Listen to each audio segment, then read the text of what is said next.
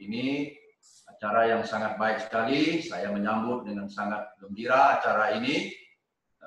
Dan ini menurut saya sangat bagus untuk dikembangkan dalam rangka kita terus membangun sumber daya manusia Jambi, ya, orang-orang Jambi, terutama adik-adik mahasiswa.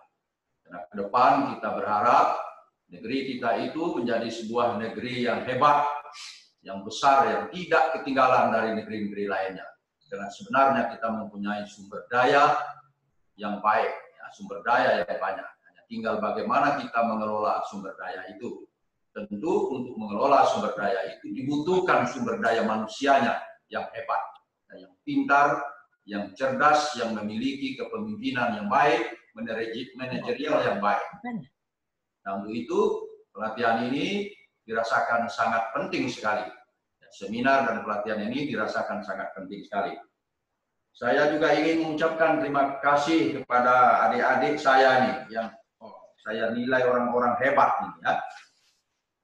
Di antaranya ada Adinda Arya Gunawan, ya, senior officer OPEC Austria, dari Austria, ya.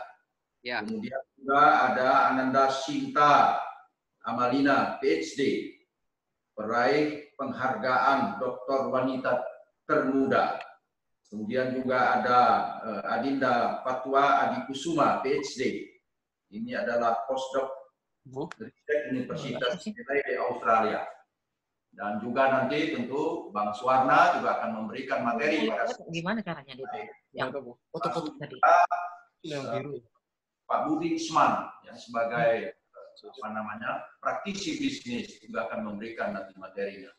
Saya mengucapkan terima kasih kepada adik-adik saya yang telah berkenan atau akan berkenan membagi pengalamannya kepada adik-adiknya yang nggak keluar ya, junior.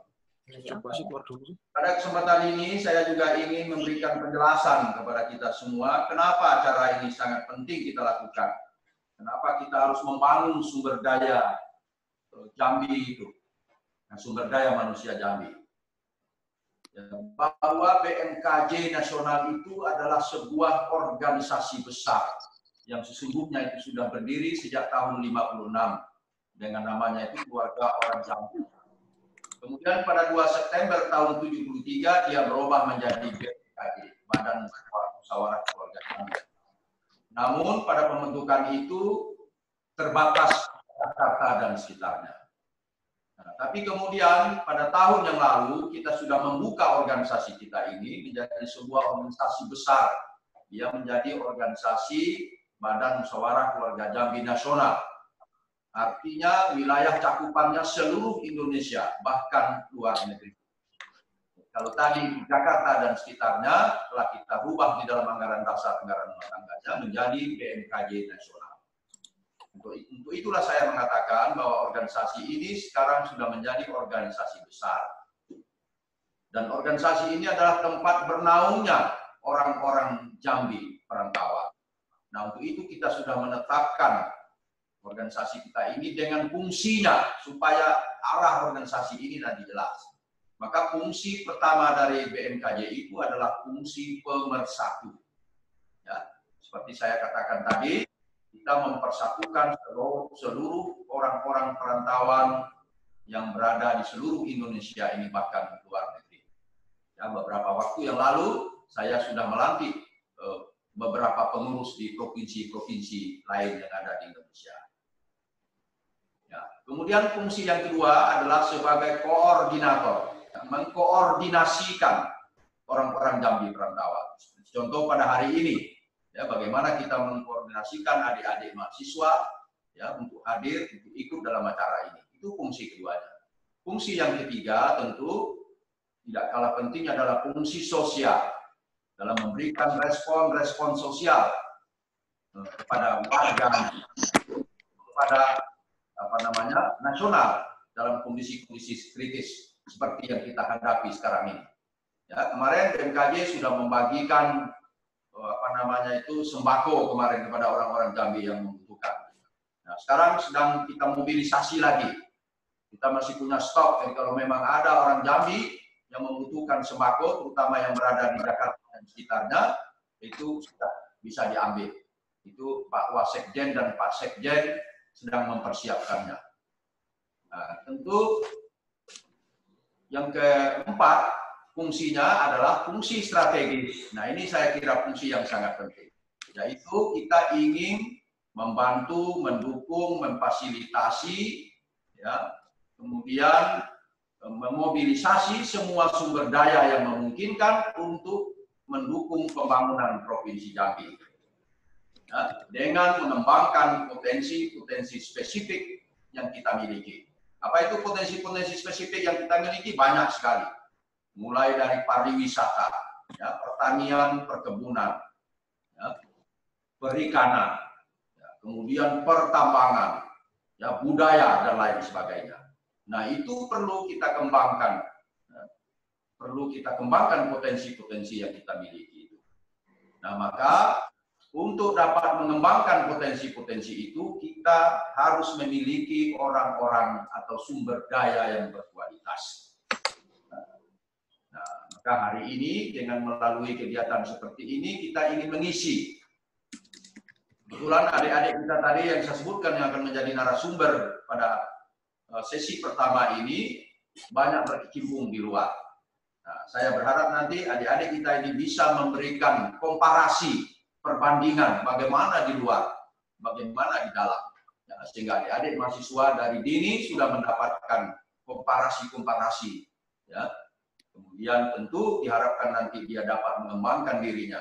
Prinsipnya pada suatu saat kita menginginkan Provinsi Jambi itu memiliki orang-orang yang mempunyai kompetensi yang hebat, ya, orang-orang cerdas, orang-orang yang pintar, ya, sehingga kita bisa berharap nanti provinsi itu memiliki pemimpin yang hebat, pemimpin yang kuat, pemimpin yang mempunyai visi yang besar, ya, untuk membangun Provinsi Jambi. Nah, kalau kita tidak lakukan itu dari dini, dari sekarang, maka kita tidak bisa berharap Jambi itu akan maju. Maka saya sangat berharap kepada adik-adik semua untuk membangun dirinya, ya, belajar, kuliah dengan baik, ya, belajar kepada senior-seniornya, melakukan komparasi-komparasi, perbandingan-perbandingan, sehingga bisa kita mendapatkan hal yang baik, yang kemudian kita kembangkan. Pada akhirnya kita berharap kita bisa memajukan Provinsi Jambi itu menjadi sebuah negeri yang sejahtera, ya, negeri yang sejahtera, masyarakatnya yang sejahtera. Nah, untuk itu memerlukan kerja keras kita semua. Kalau kita tidak lakukan, maka Provinsi Jambi itu akan ketinggalan terus dari negeri-negeri lainnya. Nah, jadi sebenarnya itulah yang menjadi tujuan BMKJ itu, ya. Tujuan utama BMKJ itu untuk turut serta membangun Provinsi Jambi itu. Maka kita yang berada di luar Provinsi Jambi atau perantauan ini, termasuk adik-adik mahasiswa, mari kita belajar, ya, meningkatkan kompetensi kita, mengembangkan pengetahuan kita, sehingga bermanfaat pada saatnya nanti dalam rangka ikut membangun Provinsi Jambi. Nah, saya kira itu yang perlu saya sampaikan pada sore ini, karena waktu sangat terbatas. Apalagi di Sulteng ini berbeda 1 jam. Saya sebentar lagi sudah harus berbuka. Nah, saya sengaja ini masih berpakaian dinas karena tadi saya mengikuti rapat koordinasi dengan gugus tugas COVID pusat dan gubernur seluruh Indonesia, kecuali gubernur Jawa. Itu saya juga memberikan informasi dari rapat kita tadi, dari evaluasi kita tadi itu, ya, belum ada satu daerah pun yang menunjukkan grafik menurun di dalam wabah corona ini. Semua provinsi, ya, masih menunjukkan angka terus naik. Belum ada yang flat, apalagi turun. Nah, untuk itu saya meminta juga kepada kita semua untuk terus mewaspadai ini, untuk patuh mengikuti aturan-aturan yang sudah diterapkan oleh pemerintah. Ya, mulai dari menjaga jarak, ya, kemudian tidak berkumpul-kumpul, tinggal di rumah, memakai masker, melakukan bersih-bersih, supaya kita terjaga dari serangan corona. Saya berharap tidak ada warga BMKJ yang terkena corona, ya. Mudah-mudahan kita berdoa kepada Allah Subhanahu wa Ta'ala, kita tetap diberikan perlindungan dan kesehatan. Saya kira demikian yang dapat saya sampaikan. Saya mengucapkan selamat ya untuk berdiskusi kepada adik-adik saya yang memberikan materi pada sore hari ini. Saya mengucapkan terima kasih dan penghargaan yang setinggi-tingginya. Mudah-mudahan para mahasiswa kita, adik-adik kita ini terus akan maju. Dan saya berharap program ini tidak hanya berhenti sampai di sini dan dapat dilanjutkan terus, ya, mungkin dengan berbagai materi yang bisa dilakukan melalui video conference seperti ini. Terima kasih. Selamat berdiskusi. Wassalamualaikum warahmatullahi wabarakatuh. Waalaikumsalam. Waalaikumsalam warahmatullahi wabarakatuh. Terima kasih Pak Ketua Umum, Pak Irjen Polisi Sapri Nusal atas keynote-nya, kemudian pesan-pesannya kepada kita semua, khususnya kepada adik-adik mahasiswa. Semoga apa yang disampaikan tadi bisa menjadi motivasi untuk adik-adik, kemudian juga bisa menjadi pesemangat untuk adik-adik semuanya. Dan kita juga tahu bahwa Pak Ketum kita, Pak Irjen Polisi adalah salah satu juga kebanggaan kita, ya, dari sedikit banyak tokoh, ya, tokoh Jambi yang berhasil menduduki posisi puncak bintang 2. Ya, kita berdoa semoga beliau diberikan kekuatan untuk menjalankan tugas di Palu khususnya dan di Sulteng umumnya, dan mudah-mudahan diberikan selalu kesehatan. Amin ya rabbal alamin. Baik, sebelum kita masuk acara agenda yang kedua, ya ada baiknya kita foto bersama dulu dengan beliau. Silakan rapikan badan rapikan pakaiannya semua. Saya lagi cari tahu gimana caranya foto ini. Foto sebentar. Screen konten, Pak. Gimana? Screenshot kan, screenshot. Screenshot. Kontrol print screen. Ya, sebentar. Ini saya mau masukkan dulu untuk semuanya. Semuanya berarti ini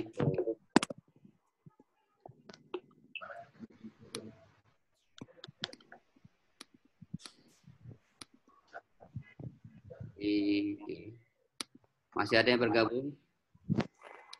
Selamat bergabung juga Bang Edi Putra Irawadi. Ya, ada Bang Edi Putra Irawadi di sini. Ya, beliau adalah salah satu tokoh nasional kita juga. Waalaikumsalam.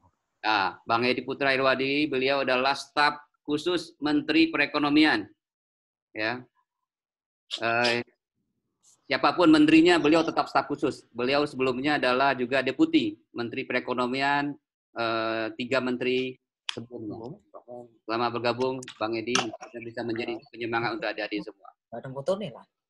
Ini Iyalah, kayak foto kayak apa aja deh, ono.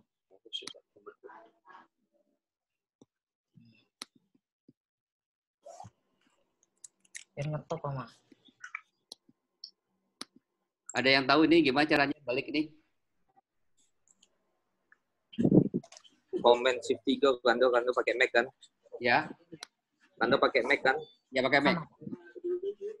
Comment shift CMD shift 3 Kando. Eli TR. Oke, ini fotonya. Email. Oke, baik. Baik, kita langsung masuk ke.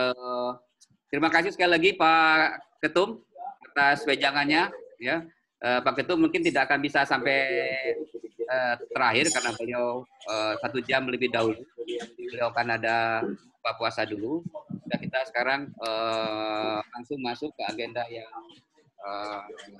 kedua, yaitu sharing session.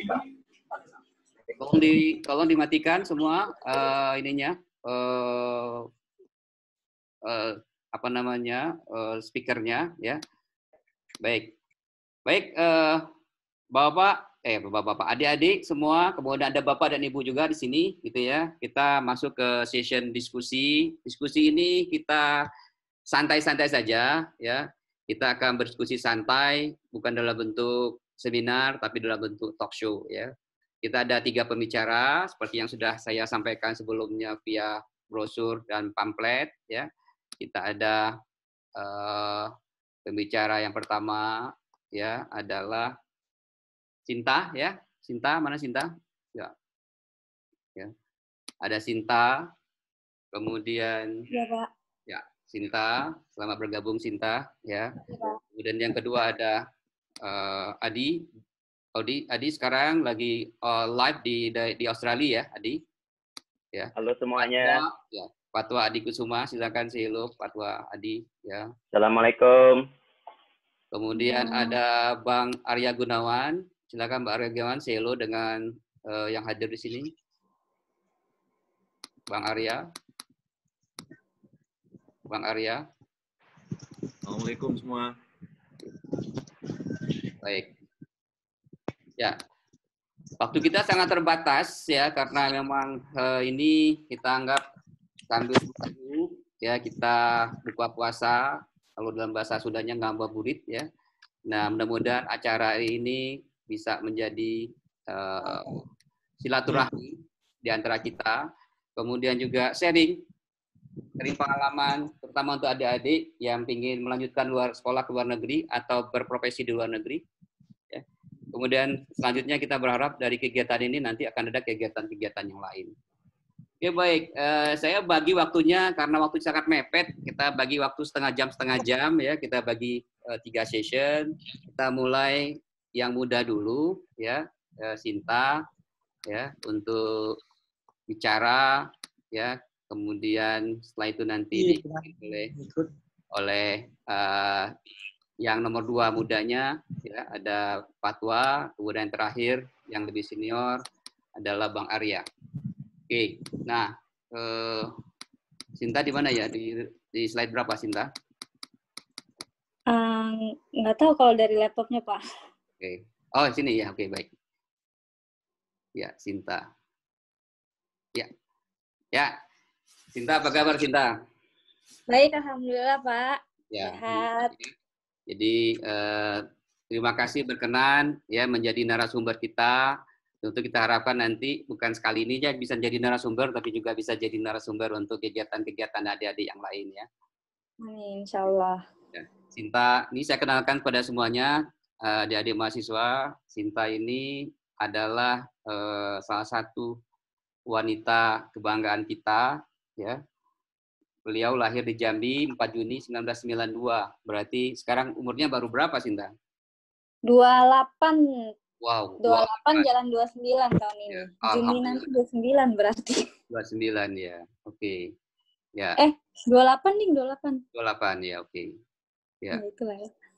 Ya, Sinta bisa cerita enggak ya tentang pengalaman pada waktu kuliah di Wuhan? Kok bisa-bisanya gitu ya menjadi mahasiswa termuda ya mendapat gelar S2 dan S3 ya. Bisa cerita sekilas tentang pengalaman sewaktu di Wuhan? Kalau Assalamualaikum warahmatullahi wabarakatuh. Perkenalkan, saya Sinta. Lulus S3 di umur 25 tahun 11 bulan. Waktu itu tahun 2018 dan sekarang sudah bekerja di Bina Nusantara, Universitas Bina Nusantara. Oktober nanti 2 tahun, jadi sekarang udah 1,5 tahun lebih. Dan kalau boleh cerita sedikit, S2 itu ke Wuhan karena dikirim sama orang tua, dikirim sama papi mami karena kakak udah di sana, Mas Bim, udah lanjut S2. Kebetulan waktu itu saya lulus S1 2013, Februari 2013. Begitu lulus, 2 minggu setelah sidang S1, saya langsung berangkat ke Wuhan untuk lanjut S2. Nah, untuk S2 sendiri itu masih biaya orang tua, beasiswa sih, beasiswa papa mama, tapi artinya beda dengan yang lain karena mayoritas teman seangkatan saya dan teman-teman foreigner di sana mereka adalah pemegang beasiswa pemerintah China. Jadi waktu itu saya cukup bersyukur karena orang tua sangat suportif dan tidak pernah merasa lelah untuk mengirimkan kami ke sekolah. Jadi singkat cerita, kalau mau lanjut S3-nya itu cuma karena pengen wisuda. Karena tadinya S1 karena saya langsung lanjut S2, dan waktu wisuda di Indonesia, saya tidak diperbolehkan pulang ke Indonesia. Karena kan baru berangkat ke Wuhan, masa harus pulang dulu. Waktu itu juga biaya orang tua, jadi kita mencoba meminimalisir pengeluaran. Jadi akhirnya waktu itu tidak ikut wisuda S1. Kemudian S2 pun sudah berulang kali ditanyakan ke kampus, karena waktu itu saya juga menyelesaikan S2-nya dalam waktu 1,5 tahun kurang lebih. Karena kalau misalnya saya perpanjang, artinya saya orang tua harus mengeluarkan biaya kuliah lagi. Sedangkan pada saat itu saya juga tidak ingin merepotkan orang tua, dan kalau bisa saya selesaikan secepat mungkin, kenapa harus diundur-undur? Jadi saya selesaikan pendidikan saya yang S2 1,5 tahun. Ternyata kalau di China yang boleh ikut wisuda itu untuk master degree yang menyelesaikan pendidikan selama 2 tahun. Nah, karena saya kurang dari 2 tahun, jadi saya juga tidak boleh untuk mengikuti wisuda pada saat itu. Waktu itu orang tua sudah sampai ke Wuhan. Karena dua-duanya, papi mami udah sampai ke Wuhan. Besokannya, waktu misalnya hari ini Selasa, papi mami sampai di Wuhan. Hari Rabu pagi saya ditelepon bahwa saya tidak bisa mengikuti wisuda. Padahal waktu itu sebelum papi mami rencana datang ke Wuhan, dua-duanya akan datang kalau saya dan kakak saya bisa wisuda. Tapi karena udah di-approve dua-duanya bisa wisuda pada saat itu, maka dua-duanya datang. Tapi ketika sudah datang, besokannya saya diinfo dari International Office bahwa saya tidak boleh mengikuti wisuda karena menyelesaikan pendidikan kurang dari 2 tahun. Waktu itu saya sedih sekali, saya nangis, orang tua juga cukup sedih, tapi tidak kecewa. Kita berusaha agar saya tetap bisa ikut wisuda, sampai akhirnya ya saya ikut wisuda walaupun tidak puas. Waktu itu adek udah nyiapin kebaya buat saya, tapi tidak jadi saya pakai. Kakak pun wisuda, saya jadi ada momen senang dan bahagia di saat yang bersamaan. Yeah. Jadi waktu itu saya bertekad bahwa saya harus wisuda, maka akhirnya saya lanjut untuk S3. Awalnya pun tidak mau di Wuhan, saya mau di UK karena saya mau ambil Islamic Finance. Tapi kalau saya ke UK artinya saya harus cari mulainya dari nol lagi. Saya harus cari beasiswa ke UK, itu cukup sulit. Dan kalau di Wuhan saya udah setengah jalan. Profesor saya sebelumnya juga sudah mengenal saya dan orang tua saya. Jadi waktu itu saya submit applications, semua dokumen yang diperlukan, dan waktu itu langsung approve, alhamdulillah, Profesor Yuan, dan saya diajukan untuk full scholarship, dan alhamdulillah saya dapat full scholarship. Jadi waktu itu kalau tidak salah mulai S3 di umur 23 tahun, sedangkan lulus S2 di umur 21 tahun kalau nggak salah. Saya setelah S2 sempat pulang ke Indonesia untuk kerja selama 1 tahun, tapi karena tekad tadi pengen terus sekolah, akhirnya saya berangkat lagi S3. Jadi ibaratnya ya sekolah terus sih. Nah, kalau misalnya dibilang cepat lulusan termuda, itu hanya karena saya tidak pernah kelas Axel, tapi waktu SD saya mulai masuk umur 5 tahun, kelas 1 SD. Itu pun karena papi waktu itu lagi S3 di Filipina, jadi kita semua diboyong ke Filipina. Nah, di Filipina saya udah TK kecil, TK besar. Di saat itu saya umur 5 tahun. Waktu kembali ke Indonesia dan langsung ke Jambi, saya mau masuk TSD waktu itu sulit, karena SD terimanya umur anak 6 tahun. Waktu itu pertama kali saya masuk ke SD 47, karena saya tidak bisa masuk ke SD Al-Falah. Tapi yang namanya orang tua pasti berusaha buat anaknya, sampai akhirnya saya bisa pindah ke Al-Falah. Jadi saya mulai di 47 saya cuma 2 cawu atau 1 cawu kalau tidak salah waktu itu. Terus saya pindah lagi ke SD Al-Falah. Nah, di situ saya menyelesaikan SD saya sampai normal. SMP pun berniat masuk Axel tapi tidak lulus. Jadi ya masuk kelas unggul di SMP 7. SMA masih pengen kelas unggul, kelas Axel tapi juga tidak masuk, jadi kelas biasa aja. Mau masuk IPS, dimarahin sama mami harus IPA, akhirnya balik lagi ke IPA. Anaknya agak bandel waktu udah mulai kenal dunia, kayaknya anaknya agak bandel. Soalnya waktu pulang dari Filipina itu saya anaknya pemalu banget, karena nggak bisa bahasa Indonesia, nggak bisa bahasa Jambi, cuma bisa bahasa Inggris, dan waktu itu kan ke Jambi belum ada sekolah internasional. Jadi ya itu kendala di awal, tapi begitu tahu kenal sama teman, kenal bahasa daerah, malah kena marah karena di rumah ngomong pakai bahasa daerah, karena di rumah dibiasakan ngomong pakai bahasa Inggris. Ya itu sih kurang lebih, sampai akhirnya S3 pun saya bersyukur karena pada saat itu saya tidak langsung lanjut S3 karena teman satu angkatan S3 saya itu orangnya sangat suportif. Kita mulai dari sekitar 20-an orang, manajemen, PhD management. Pada saat itu ada 3 inisiator lah. Ibaratnya mereka lah yang menjadi motor di kelas kita. Jadi ada Amir Bai dari Pakistan, ada Rasika dari Sri Lanka, dan ada Xavier dari Ghana. Mereka itu dan mereka bertiga yang selalu push kita. Salah satunya berbicara, kita memulai ini bersama, maka kita harus menyelesaikan ini bersama. Jadi dengan prinsip itu untuk teman sekelas, kita semua jadi saling support.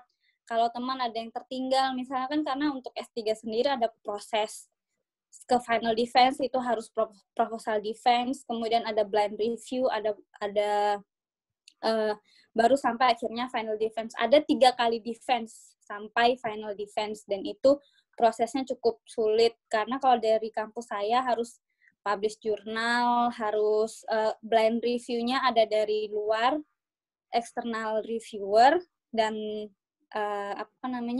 standar mereka cukup tinggi, pressure-nya sangat tinggi pada saat itu, dan saya merasa di saat usia muda saya harus menyelesaikan S3 itu kok kayaknya sulit ya, padahal awalnya saya yang seneng, saya yang pengen sekolah, tapi di tengah jalan mandek, ya emang sempat hilang arah. Dan waktu itu mungkin memang kalau S2 saya tidak diperbolehkan pulang oleh orang tua karena belum berhasil, tapi mungkin kondisinya akan beda dengan waktu S3. Jadi S3 itu pasti pressure-nya sangat banyak, apalagi di usia saya yang masih sangat muda.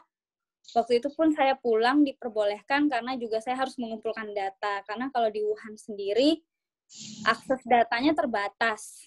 Mereka hanya membuka akses-akses tertentu, dan akhirnya saya pulang. Di saat itu saya pun pulang ke Indonesia tidak langsung pegang disertasi lagi. Saya ambil kurang lebih 3 minggu untuk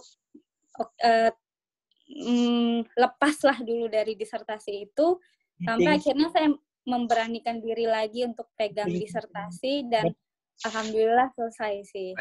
Baik.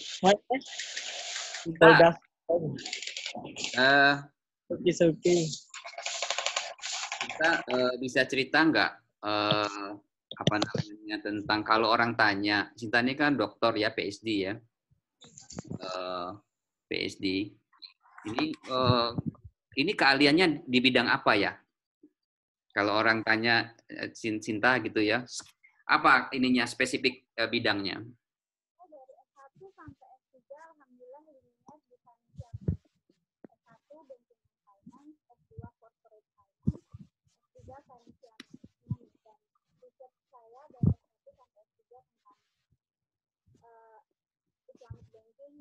Suaranya hilang. Suaranya hilang? Suaranya hilang, suara hilang. Halo? Ya, ada bagus ya. Oke. Halo? Ya, sudah, ada bagus. Tadi sampai mana ya jadinya? Sekarang ada bagus. Ya. Mungkin diulang lagi yang tadi apa enggak, Pak? Nah, boleh diulang lagi. Pertanyaannya adalah, kalau saya lihat kan tadi disertasi S3-nya kan di bidang di bidang Islamic banking comparative research ya, dibandingkan. Nah, bisa cerita sedikit kalau adik-adik mau tanya nih kan, atau kita mau tanya ya. Kalau misalnya Jadi apa sih keahlian yang lebih spesifik kita ya? kalau S1 sih saya di Banking and Finance. Waktu itu tesisnya tentang Islamic Banking. Tapi di 3 Islamic Banking di Indonesia. Kemudian tentang Islamic Banking Performance. Kemudian S2 saya lakukan further research dari S1 saya, yaitu membandingkan Islamic dengan conventional banking di Indonesia. Dan S3 lagi saya lakukan further research lagi Islamic banking dan conventional banking tentang bank efisiensinya, namun melakukan perbankan di Middle Eastern countries. Jadi ada panel data di situ, ada countries dan ada banyak perbankan yang saya gunakan. Kalau saya lihat tulisannya juga banyak yang kaitannya dengan ini ya, fintech dan kripto ya. Nah, ya, untuk fintech sama kripto sendiri, karena di BINUS, finance programnya sekarang sedang kita sudah diimplementasikan untuk mengkaitkan tentang teknologi, dan financial technology sekarang sangat in dan dibutuhkan research yang banyak. Jadi kita memang melakukan research di bidang itu, dan sekarang masih ada nggak beberapa sih. Saya baru submit 1 paper untuk conference, kemudian sedang mencoba brainstorming untuk research lainnya tentang cryptocurrency.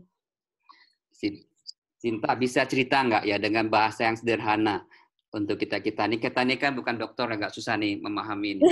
Bisa cerita nggak ya? Kripto itu apa sih? Cryptocurrency itu apa nih? Ya, Cryptocurrency. Ibaratnya ya, kalau kita kan punya koin nih ya, uang koin 100, 200 perak, sekarang kan 500 perak. Nah, uang koin itu kan bisa kita pegang nih. Nah, tapi kalau cryptocurrency itu kan banyak tipenya. Salah satu yang terbesar itu yang sering kita dengar Bitcoin. Nah, judulnya ada Bitcoin. Nah, jadi kalau koin 100, 200 perak itu bisa kita pegang, Bitcoin ini tidak bisa kita pegang. Dan itu kayak cuma di bayangan kita. Jadi cryptocurrency ini juga disebut dengan virtual currency, virtual coin. Virtual itu kita hanya ada dalam bayangan, tapi tidak ada dalam kondisi nyatanya. Nah, kalau di Indonesia sendiri, Bitcoin belum bisa menjadi alat tukar. Karena alat tukar... Masih dilarang ya? Halo? Ya, terus silakan. Karena kalau alat tukar Indonesia sendiri kan masih menggunakan rupiah, karena tidak boleh diimplementasikan sebagai alat tukar, maka Bitcoin, cryptocurrency di Indonesia sendiri itu hanya menjadi, ada diatur di Bapepti. Itu sifatnya seperti emas, jadi bukan sebagai alat tukar. Itu sih, kalau simpelnya begitu sih. Kalau di US bisa dipakai buat alat tukar atau alat bayar. Pertama kali dibuat untuk bayar pizza, sekarang sudah bisa dilakukan transaksi banyak, tapi tergantung negaranya. Oke, baik. Cinta, waktu kita kebetulan agak terbatas nih, karena kita masih ada yang lain. Tapi ada hal yang lain yang saya mau tanyakan, nanti juga saya minta mahasiswa lain juga untuk bertanya ya. Nah, Sinta kan tinggal di Wuhan cukup lama, ya, di negara Cina yang kita tahu ya kehidupannya itu kan sangat terbatas ya. Kita menggunakan WA aja nggak bisa kan di sana ya. Itu satu. Terus yang kedua ya tentu isunya yang kita dapat kabar dari WA itu ya bahwa di Cina itu sangat anti dengan Muslim. Ya, sementara kalau saya lihat di video-videonya Sinta itu banyak sekali yang teman-temannya semua pakai jilbab di sana ya. Iya, betul. Nah, terus sebenarnya gimana sih kehidupan di Wuhan atau di Cina secara umum gitu ya terhadap khususnya terhadap orang Muslim ya? Iya. Bisa nggak? Nah, ini yang sebenarnya saya mau ubah mindset orang Indonesia tentang China, bagaimana China memperlakukan seorang Muslim di sana. Justru saya merasa saya lebih mudah mendekatkan diri kepada Tuhan waktu saya berada di Wuhan ketimbang saya berada di Indonesia. Dan saya merasa saya lebih diterima sebagai Muslim di Wuhan dibandingkan saya tinggal di Indonesia. Karena dengan segala keterbatasan, kita mencoba mencari tahu siapa pemilik semesta ini. Ibaratnya kayak gitu, ketika kita hilang arah, ya kita kembali ke Allah kan. Dan itu justru titik balik saya itu ada di Wuhan. Dan kalau misalnya ada orang yang berkata, memang negaranya komunis. Bahkan sering kita lihat berita Muslim di apalah, ya banyak lah ya berita-berita hoax itu. Sebenarnya itu sangat salah. Justru foreigner di Wuhan dan di China, mostly itu Muslim. Dan mereka banyak bekerja sama dengan negara Muslim. Arab, banyak di sana. Kalau negara-negara Muslim itu ada Arab Saudi, ada Aljazair, ada Maroko. Itu mereka pakai kerudung semua, dan mereka melihat kita dari atas ke bawah, bukan karena kita aneh, tapi mereka melihat kita itu unik, karena mereka jarang melihat orang seperti itu. Dan itulah yang ingin saya luruskan di sini. Kalau ada berita hoax, dan kemarin juga pertama kali Wuhan terkena COVID, katanya itu azab dari Allah. Ya Allah, itu saya sedih banget baca beritanya, karena 4 tahun lebih saya hidup di sana, justru saya merasa saya mendapatkan jati diri saya di Wuhan, dan saya menjadi Muslim yang lebih baik, karena dulu ya masih bandel lah ya, dan justru saya ketemu teman sharing tentang Islam, kita diskusi, belajar tentang Islam, justru saya lebih banyak menemukan teman dan sahabat dari sana, dan mereka tidak pernah membedakan orang secara ras dan agama. Itu sih yang ingin saya sampaikan. Dan saya mendapatkan kebebasan beragama lebih banyak di sana ketimbang di Indonesia, yang katanya kita berbeda-beda tapi terpecah belah sebenarnya. Karena ada mayoritas, sedangkan di sana saya merasa saya minoritas tapi saya diterima dengan baik. Itu sih yang ingin saya sampaikan. Iya. Jadi nggak ada masalah pergaulan ya? Masalah makan? Enggak ada masalah. Makan gimana? Makan sudah banyak restoran halal, karena ada provinsi itu Xinjiang, itu kan mayoritas Muslim, mereka tuh ke daerah-daerah dan mereka buka restoran, dan banyak orang Pakistan, orang Arab, mereka buka restoran, dan kita selalu cari restoran halal. Bahkan di kantin kampus saya ada halal, jadi kita pasti ke sana. Jadi kampus aja seterbuka itu untuk mahasiswanya. Itu sih. Baik. Saya ada terima WA, ada berita ya, baru saya terima kemarin, saya belum tahu karena jarang baca koran Jambi, itu dari Akbar ya. Ada berita, Sinta kan dapat penghargaan MURI ya, sebagai wanita termuda, dokter ya, dokter termuda Indonesia dari MURI. Bisa cerita sedikit nggak, gimana kok bisa dapat penghargaan yang prestisius seperti ini? Penghargaan itu sebenarnya kalau menurut saya tuh titipan sih, karena sebenarnya saya nggak kepikiran ke sana, tapi waktu itu ada Om yang juga teman Papi, dosen di UMB, Om Habzi bilang, Sinta nih bisa jadi MURI, dan alhamdulillah waktu itu dihubungin waktu setelah saya pulang ke Indonesia kembali. Waktu itu bulan Agustus kalau nggak salah.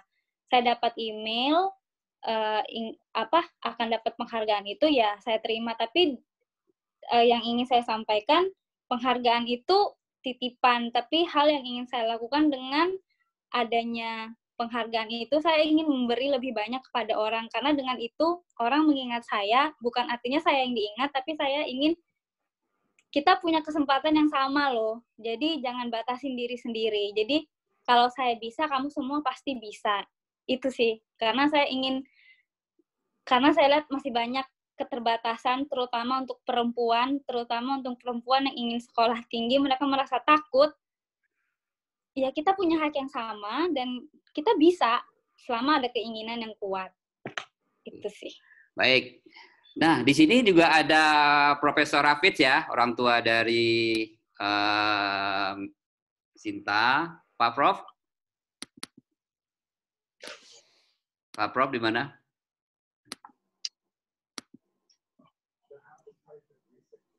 Pak Profesor?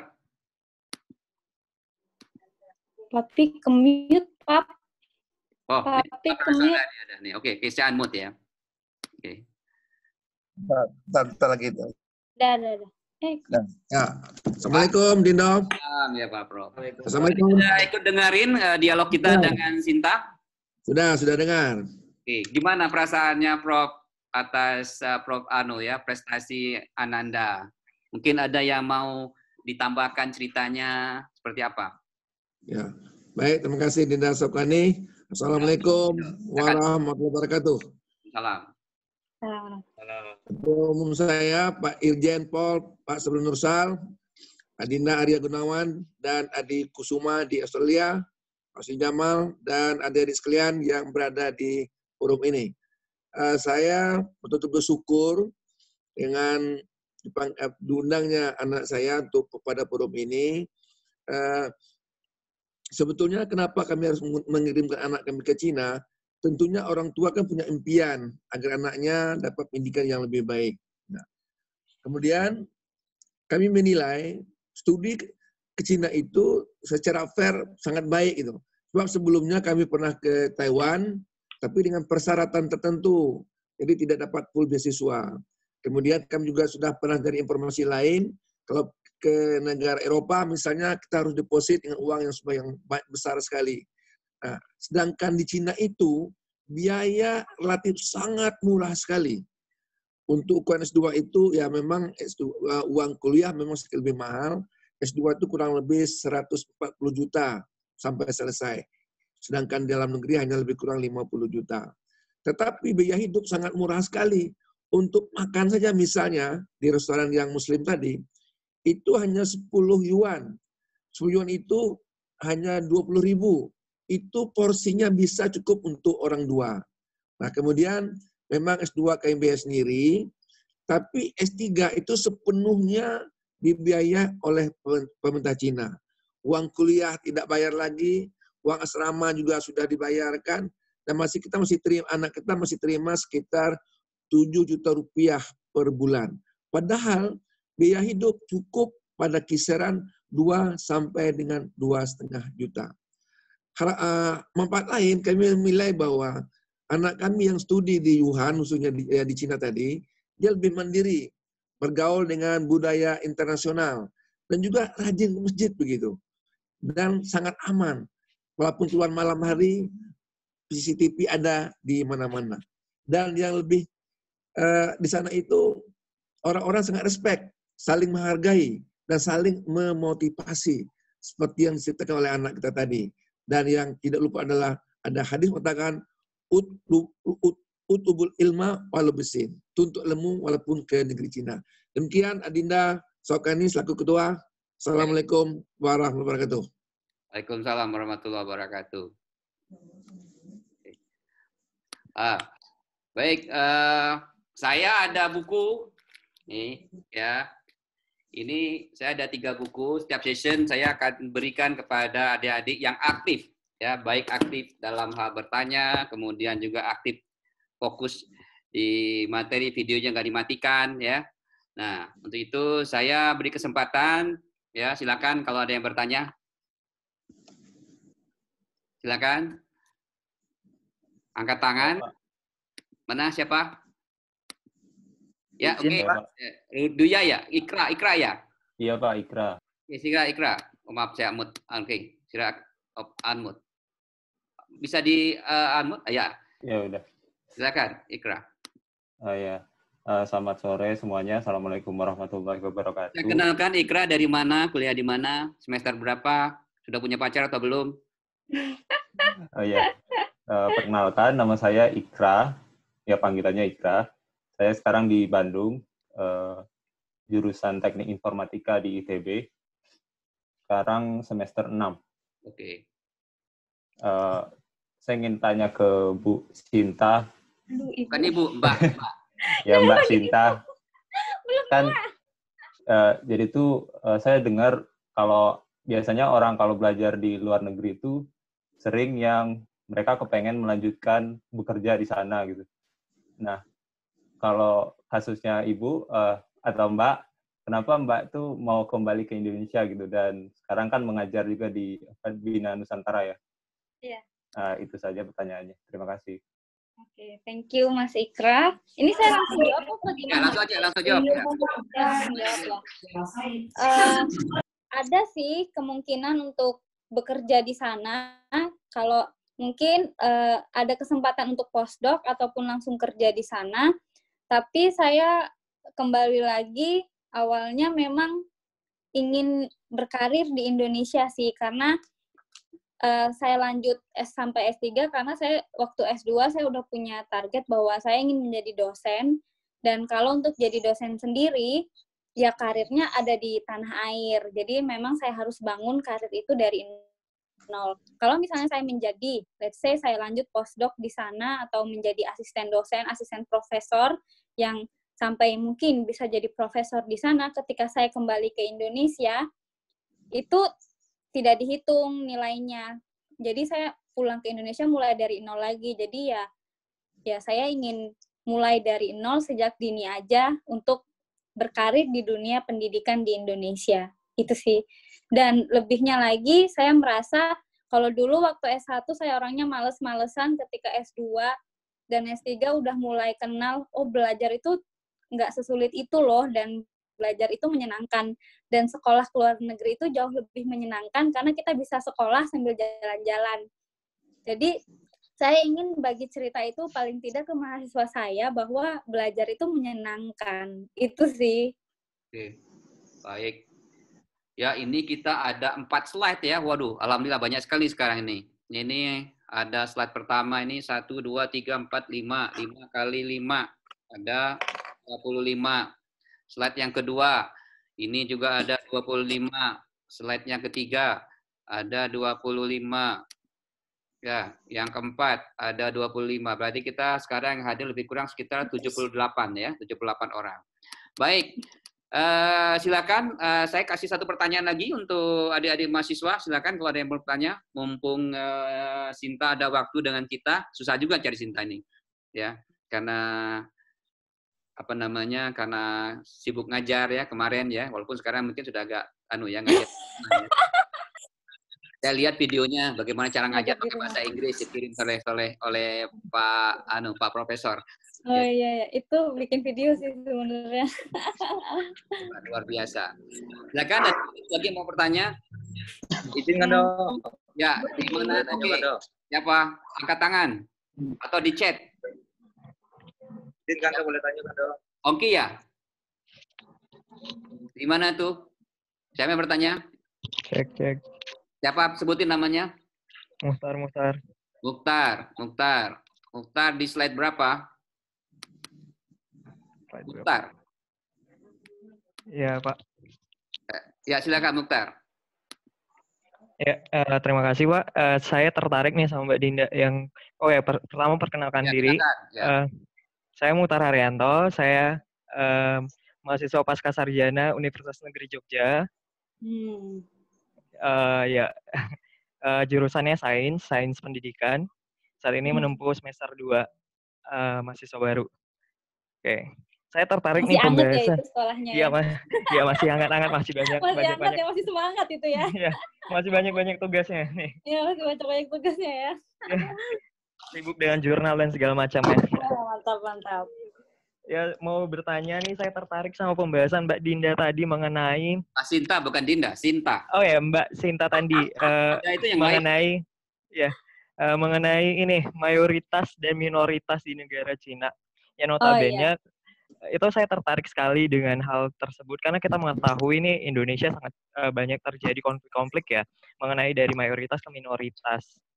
Apa sih yang salah dari masyarakat Indonesia, mindset-nya kah? Apalagi Mbak Dinda sampai bilang tadi kalau saya kurang nyaman di Indonesia, lebih nyamannya di sana gitu loh. Yang notabene masyarakat Indonesia sendiri itu berpikir ya di sana tuh ya parah gitu loh terhadap minoritas, sedangkan di sini kebalikan gitu loh. Salam. Dengar Mbak Sinta, Mbak Sinta lagi ngasih pidato. Dengar ya, dengar Mbak. Oke. Jadi saya langsung jawab ya Pak ya. Sudah ya, agak singkat ya, karena waktu Iya, kita agak terbatas karena kita masih ada 2 pembicara lagi. Siap. Kalau singkatnya boleh bilang saya kan kalau di Indonesia saya kan mayoritas, saya Muslim di Indonesia ini mayoritas kan. Tapi ketika saya ke Wuhan, ke China, saya jadi minoritas kan, karena di sana Chinese di Indonesia itu minoritas. Tapi ketika Chinese ke sana, itu mereka menjadi mayoritas. Sama halnya ketika saya di Indonesia, saya mayoritas. Tapi ketika saya ke sana, saya menjadi minoritas. Nah, di situ tadi saya merasakan... Dengar. Ya, itu keponakan. Di sana tadi saya merasakan,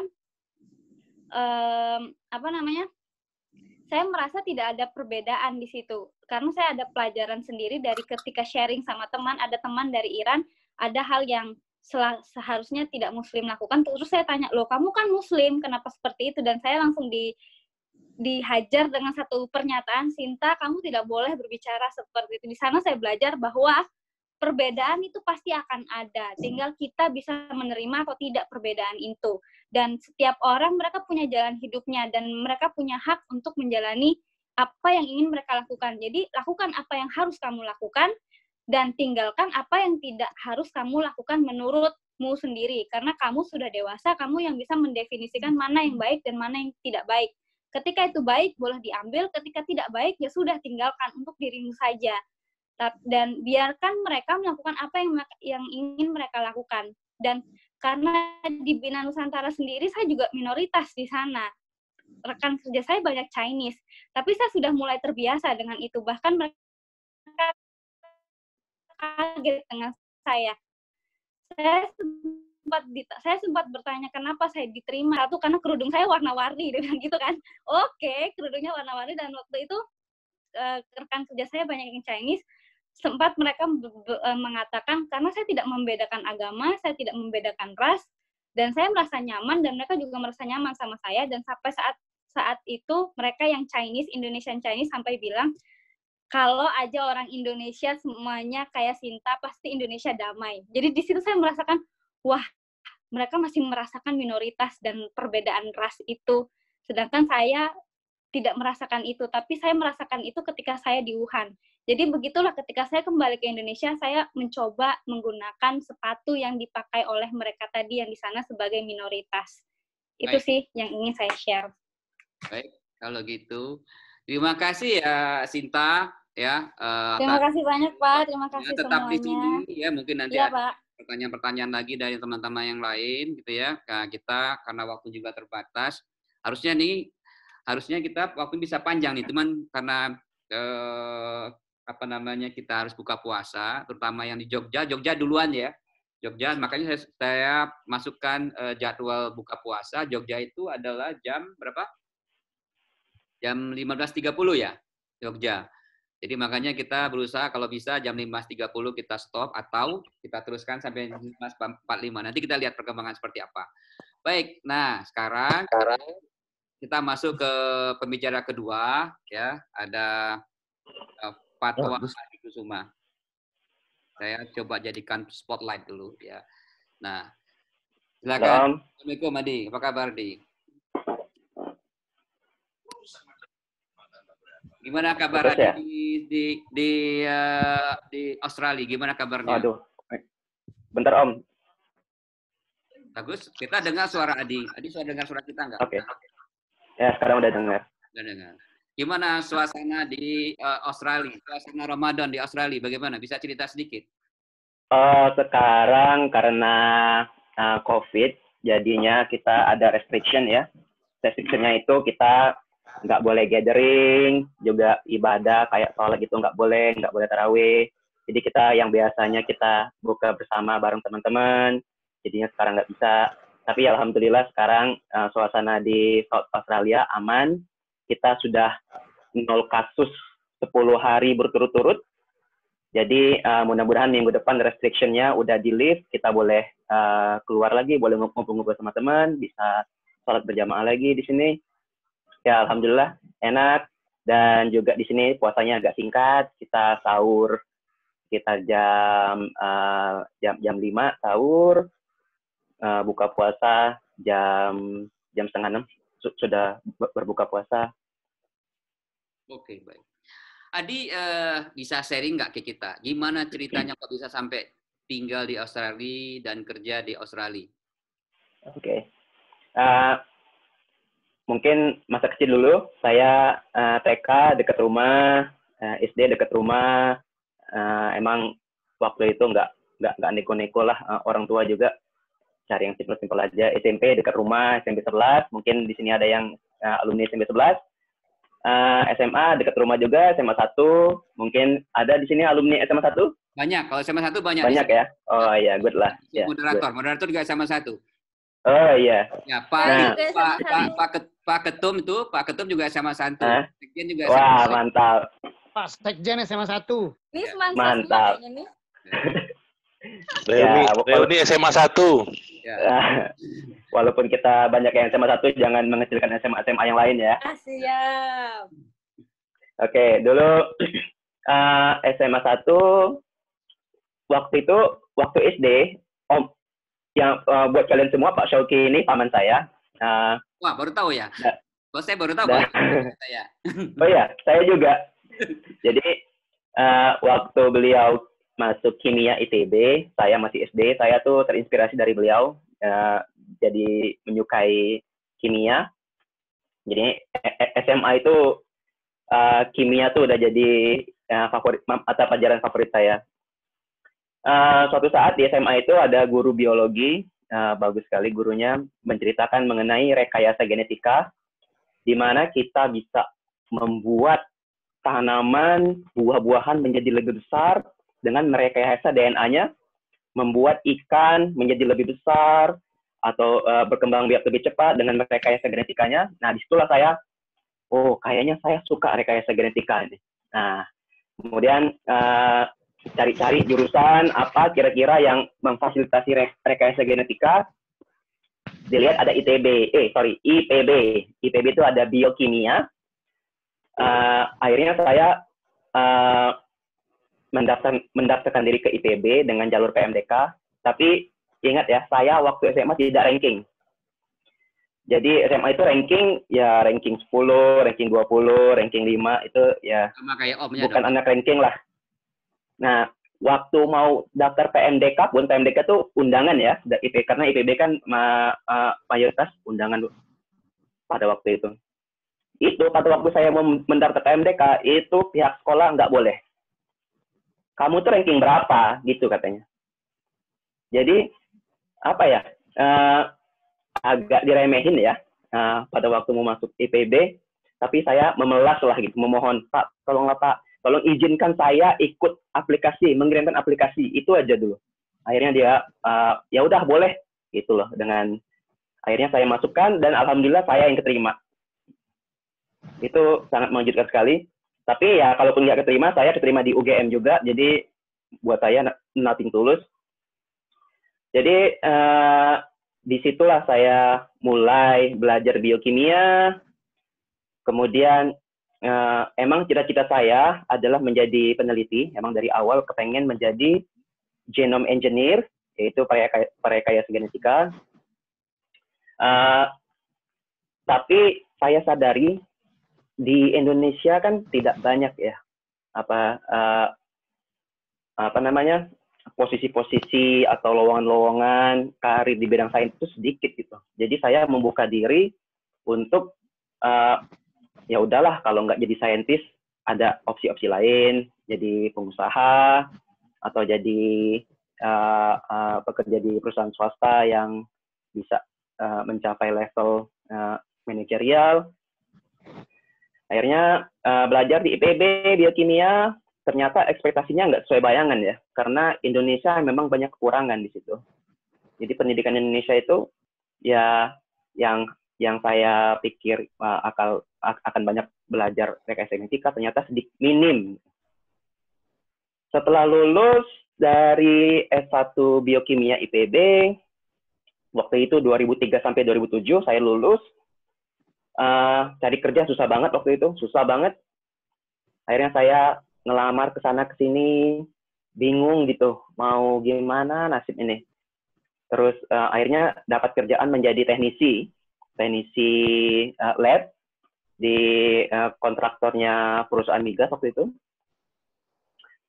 Dari situ entah kenapa setelah bekerja 3-5 bulan tuh ada perasaan yang hati nurani ini agak apa ya, nggak cocok gitu. Kenapa sih aku di sini kok kayaknya nggak bermanfaat gitu. Jadi kerja itu kok cuma buat gaji gitu loh. Jadi di mana nilainya gitu? Bagaimana bisa saya mengembangkan diri dengan bekerja menjadi teknisi di situ gitu. Akhirnya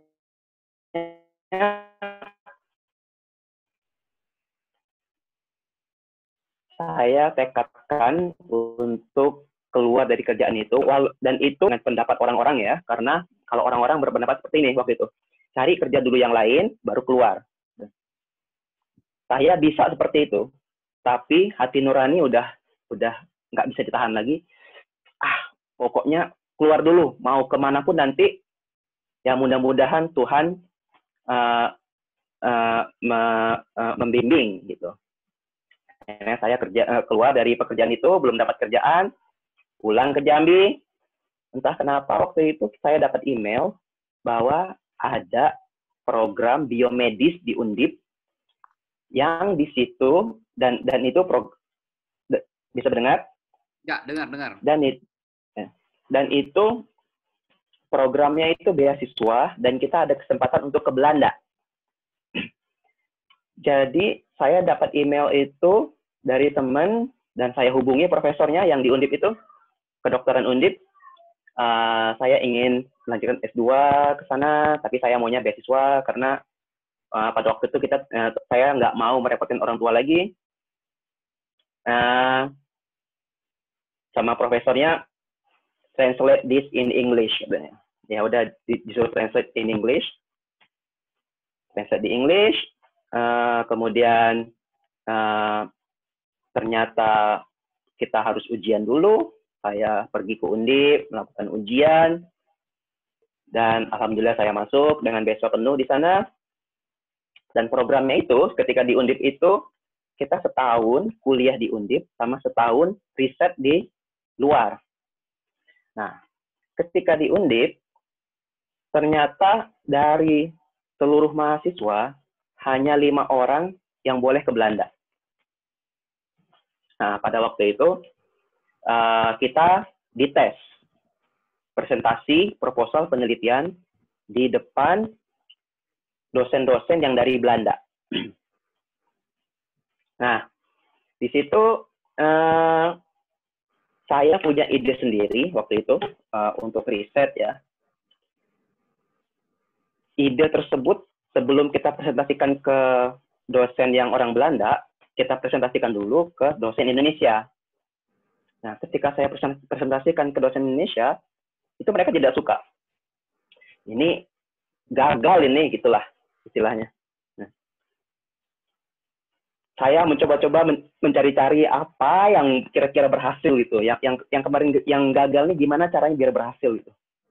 Sampai akhirnya deadline, orang Belandanya datang, ide itu tidak datang. Dan akhirnya, ya udahlah, pokoknya ide saya yang lama aja deh yang saya presentasiin gitu. Yang dosen-dosen Indonesia itu nggak suka. Tapi luar biasa mengejutkan ketika saya presentasi, dosen Belandanya suka. Dosen Belandanya suka, dan akhirnya mereka memilih saya untuk ke Erasmus MC di Rotterdam. Dengan beasiswa, namanya beasiswa unggulan.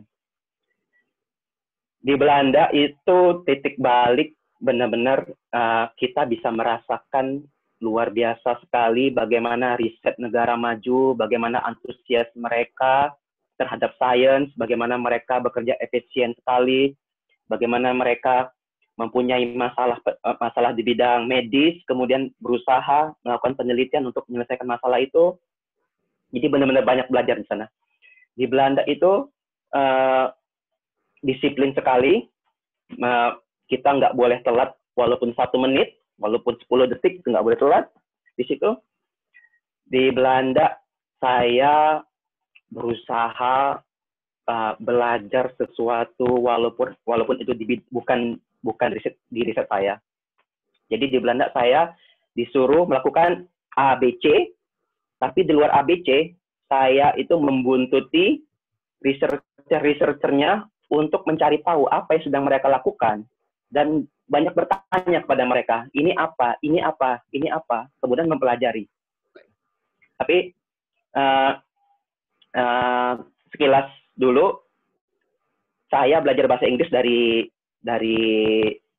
ini ya, ketika S1 emang kita udah punya niat untuk menjadi peneliti, maka saya sadar diri bahwa saya harus meningkatkan bahasa Inggris saya. Jadi ketika S1 juga saya udah mulai banyak baca bahasa Inggris setiap hari, bacaan korannya juga Jakarta Post atau baca berbahasa Inggris. Dari situlah saya bisa mendapatkan ini ya, sedikit bahasa Inggris.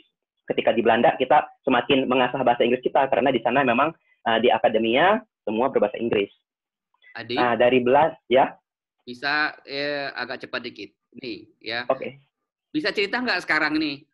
Mohon maaf karena waktu kita sangat terbatas nih. Ya, masih ada pembicara satu lagi. Adi bisa cerita nggak sekarang tuh apa sih yang Adi kerjakan di Australia? Oke. Saya melakukan alhamdulillah cita-cita saya waktu SMA tercapai sekarang. Saya sekarang melakukan rekayasa genetika. Di sini saya berusaha membuat treatment untuk penyakit genetik. Penyakit genetiknya itu namanya Duchenne muscular dystrophy. Itu penyakit otot yang disebabkan oleh mutasi genetik. Nah, kemudian saya mendalami bidang rekayasa genetika dengan teknologi yang baru namanya CRISPR. Nah, dengan menggunakan teknologi itu saya berusaha bagaimana kita bisa menyembuhkan pada animal model yang terkena penyakit otot tersebut, bagaimana kita bisa menggunakan teknologi ini untuk menyembuhkan hewan animal model penyakit tersebut. Adi, ini kan kita nih orang awam nih. Ini kan lagi suasana COVID Corona ya, di mana dunia. Nah, kira-kira menurut Adi, berdasarkan background pengalaman, pengetahuan, dan ilmunya, ini sebenarnya Corona ini karena kelakuannya manusia yang memodifikasi atau apa nih ininya Corona nih sebabnya? Karena gara-gara berdasarkan penemuan-penemuan pintar, apakah ini gara-gara orang pintar dan pintar seperti Adi ini memodifikasi virus-virus sehingga ini disebar? Enggak, Om. Gimana, bisa ceritain nggak? Pertama, ini bukan bidang Adi. Kemudian, tapi Adi banyak bacalah di bidang ini juga. Dan orang-orang virologi udah mulai menganalisa bahwa virus ini bukanlah virus rekayasa lab. Virus ini emang sudah ada dari sejak lalu dan dia itu satu turunan dari virus-virus yang terdapat di binatang, di kelelawar, di pangolin, dan itu virusnya itu bermutasi, dan itu bermutasinya itu udah lama, itu udah puluhan tahun yang lalu. Jadi banyak bukti-bukti dari gen virusnya itu mengatakan bahwa wah, ini bukan virus hasil lab, ini virus yang alami yang terdapat juga banyak di hewan-hewan lain, genomnya mirip gitu. Jadi bukan ini ya, bukan karena rekayasa alih-alih tempatnya Sinta tinggal ya, di Wuhan situ ya? Kan katanya isunya, ada isu katanya karena... Bukan. Kebocoran lab di Wuhan, bukan?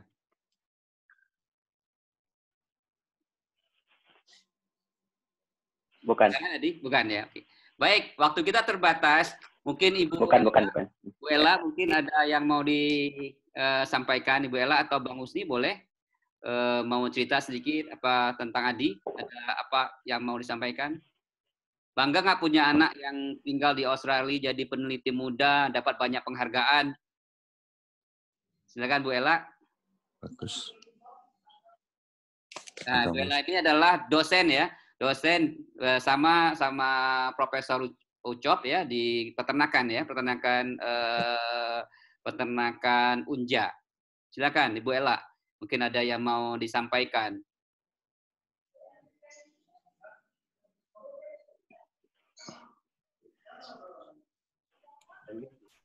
Oke, kedengeran? Ada suaranya? Ada. Oke, sebagai orang tua ya sebetulnya dari dulu kami tidak pernah terhadap anak itu memaksakan kehendak.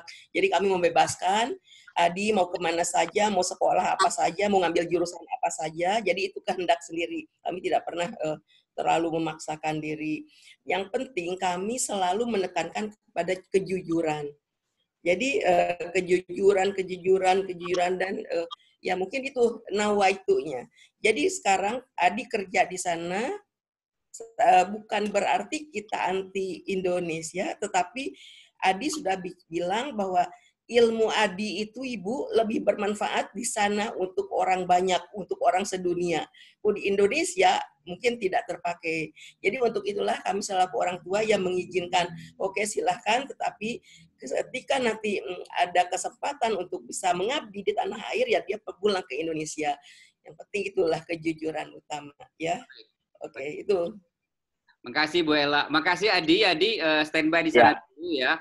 Pertanyaan nanti kita gabung aja di terakhir nanti ya, karena waktu kita terbatas. Nah, ini kan tadi kita sekarang, makasih sekali lagi Adi atas waktunya. Stay tune ya di situ. Teman-teman semua, adik-adik mahasiswa, bapak-bapak, ibu-ibu sekalian, kita masuk ke session ketiga. Tadi kalau cerita session pertama yang kedua itu like daughter, like father, like son, like mother, ya. Jadi bapaknya profesor, anaknya mungkin bisa profesor. Begitu juga Adi kan, ibunya, bapaknya adalah doktor gitu ya. Nah, jadi berbeda gitu ya. Kami ini kan enggak dokter bapak kami ya guru biasa, ada yang petani dan lain-lain. Apa kami bisa ya seperti beliau. Nah, ini kita lihat contoh dari Bang Arya Gunawan yang bapaknya tidak profesor bisa cerita. Silakan Bang Arya, session Bang Arya sekarang. Nah, pertanyaannya Bang Arya. Ya, ini Assalamualaikum sekali lagi. Terima kasih Adinda Sauki. Ya. Nah, teman-teman untuk para peserta semua, terutama kawan-kawan adik-adik mahasiswa yang ikut acara ini. Salam juga untuk para senior saya di sini, termasuk juga Pak Ketua BMKJ, Pak Irjen, kata beliau masih ada di sini. Kemudian juga Pak Prof. Hafiz dan senior yang lainnya, termasuk juga ada Bang Edi Putra. Ada Bang Edi Putra Irawadi. Bang Edi, juga ada mungkin lupa kita ketemu terakhir di kawinannya Bang Kamal Firdaus. Ingat ya. Ya, bulan November tahun 2008. Iya, ingat Indah. Ingat ya, saya kemenakan kandung Pak Kamal Firdaus di Jogja. Iya. Ibu saya adalah kakak kandung Pak Kamal. Iya. Pak Mahfud ada waktu itu. Iya. Iya. Jadi saya ini masa kecil saya di Jambi, lahir di Jambi. Terus sekolah di Jambi dari SD di Saverius sampai SMA Saverius. Masa kecil saya Profesor Ucop Harun yang sekarang sudah jadi guru besar di UNJA, alhamdulillah. Saya sendiri memang dari kecil itu sudah dididik oleh orang tua untuk menuntut ilmu dengan baik, belajar untuk mandiri. Orang tua saya memang yang seperti disampaikan oleh Adinda Sauki tadi, bukan profesor, bukan juga doktor. Beliau pernah kuliah di UI, di kedokteran UI, tapi kemudian pindah ke Melbourne di Australia, dari kedokteran pindah ke teknik mesin di Australia dari tahun 54 sampai 58, mendapatkan beasiswa Colombo Plan waktu itu, kemudian balik ke Indonesia. Kakek saya, bapaknya Bang Kamal itu adalah Pak Fahrudin, mungkin ada yang senior-senior yang kenal, beliau salah seorang pendiri Provinsi Jambi waktu Provinsi Jambi berdiri tanggal 6 Januari tahun 57. Jadi itulah yang juga menyemangati saya untuk membawa nama Jambi ini, insya Allah, supaya bisa dikenal lebih jauh lagi di tempat-tempat yang jauh. Saya sendiri kuliah dari SMA, saya pindah ke Bandung, saya kuliah sampai dengan Adinda Sauki di Kimia B. Kemudian sebelum lulus kuliah saya sudah bekerja di Kompas, di koran Kompas sebagai wartawan. Saya bekerja di sana dari tahun 87 sampai tahun 95. Kemudian saya ikut tes di BBC di London. Lulus tes BBC, saya pindah ke London, bekerja di sana selama 6 tahun. 95 sampai Oktober tahun 2000. Pada saat itu saya sudah diterima bekerja di UNESCO.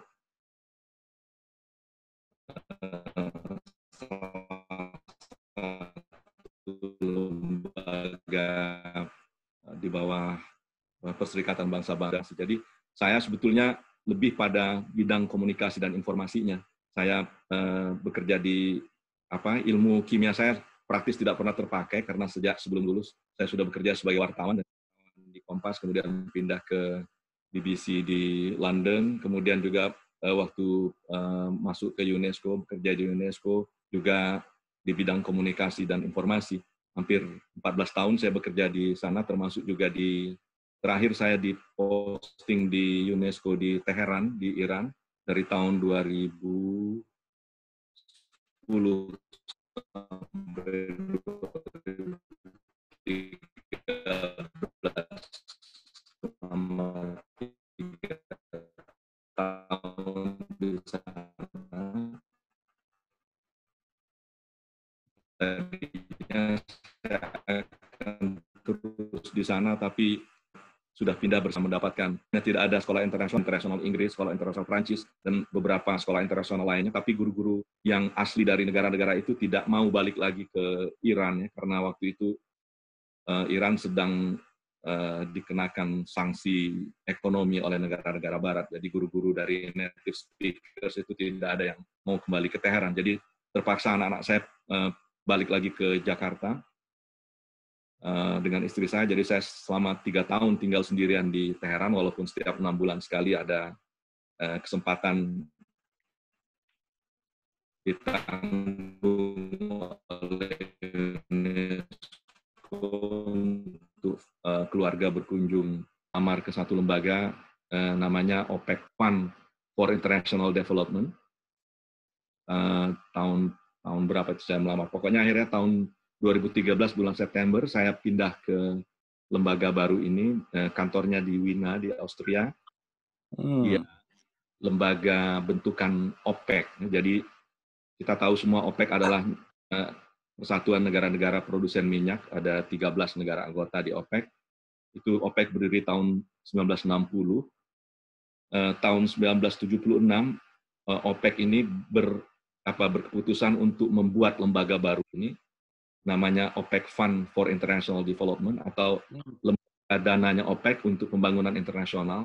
Karena waktu itu ada lonjakan harga minyak bumi di tahun-tahun 70-an itu, dan negara-negara OPEC sangat kaya raya waktu itu menerima keuntungan dari minyak, termasuk juga negara kita, Indonesia.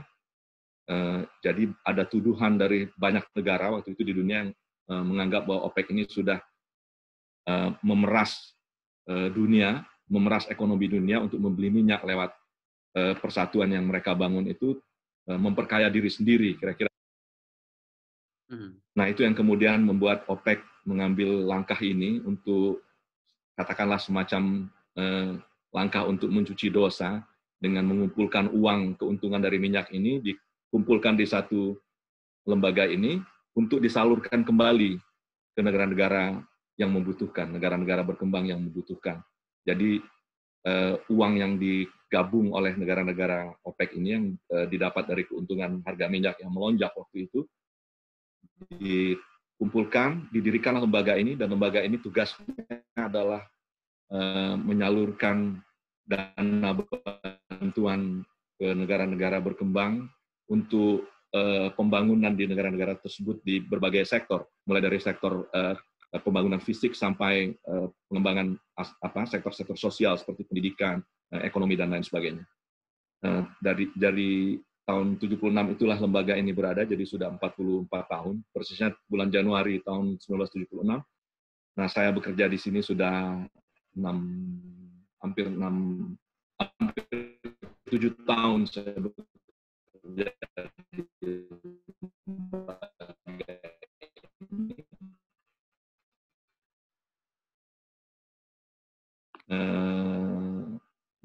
Menarik. Oh, nah. Baik, Bang Gun. Ya. Gimana sekarang sehari-hari berarti apa yang dilakukan? Nulis atau apa nih? Negara. Bang Gun ini kan dulu, kalau teman-teman ada tahu ya, beliau ini lah novelis dulu. Ya, beliau banyak menulis buku novel, ada buku novelnya dulu waktu masih remaja ya. Kemudian waktu mahasiswa juga aktif ya, aktif di GAS, di seni ya. Kemudian selain di Liga Film Indonesia, Liga Film Mahasiswa di ITB gitu ya. Nah, gimana kok bisa mencapai karir yang tidak banyak orang-orang Indonesia yang berkarir seperti ini dan dipakai di negara maju? Saya memang dari kecil itu sudah punya tekad gitu, sama seperti tadi Adinda Ananda lah ya, Ananda Sinta dan Ananda Adi, ingin mencoba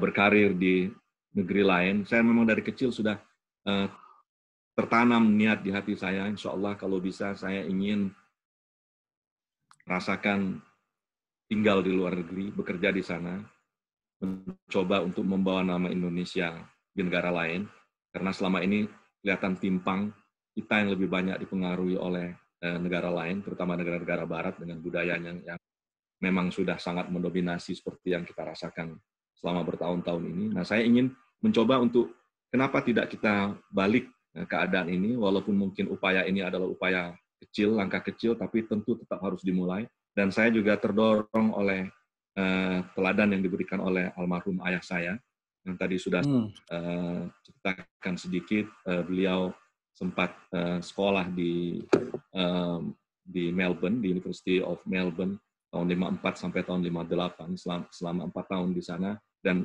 beliau menceritakan, waktu itu, waktu ayah saya sekolah di sana belum menikah, jadi masih bujangan. Jadi ayah saya sempat mengajar waktu kuliah di UI sebelum pindah ke Melbourne itu, mengajar di SMA Muhammadiyah di Jalan Keramat Raya di Jakarta Pusat itu. Kemudian dapat beasiswa itu, beliau ambil kesempatan itu karena juga memang tekadnya ingin menuntut ilmu di luar negeri. Nah, pengalaman itulah yang kemudian diceritakan oleh ayah saya kepada saya dan adik-adik saya yang lain. Saya anak tertua dari 6 bersaudara. Jadi itu membekas kecil di saya. Saya ingin mengikuti jejak ayah saya, entah bersekolah, entah bekerja, tapi saya ingin mencoba peruntungan di luar negeri.